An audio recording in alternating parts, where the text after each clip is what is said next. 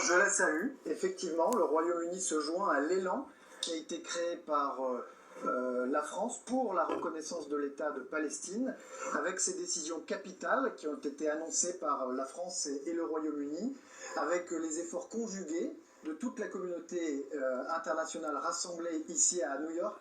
Nous voulons enrayer le cycle de la violence et de la guerre et réouvrir la perspective de la paix au Proche et au Moyen-Orient.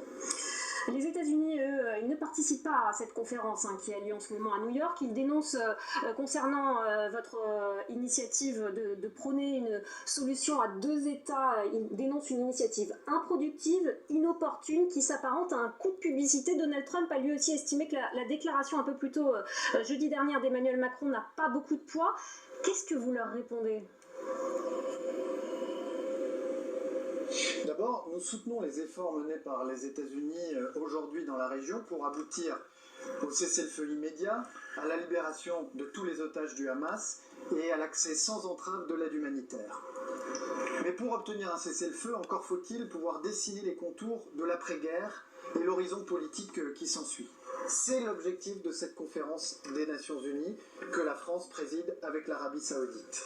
Et dans le document que nous venons d'adopter avec les pays qui y ont participé, eh bien, nous traçons une perspective crédible qui va contribuer positivement à ce qu'un cessez-le-feu puisse intervenir à Gaza. Par ailleurs, ces efforts que nous avons menés, ces concessions que les uns et les autres ont faites, permettront, le moment venu, aux États-Unis de reprendre la logique des accords d'Abraham qu'ils avaient initiés au moment du premier mandat du président Trump. Nous espérons que ce moment viendra, mais dans l'attente, il était évidemment inenvisageable de rester les bras ballants. Jean-Noël Barrot, Bruno Darroux à mes côtés veut vous poser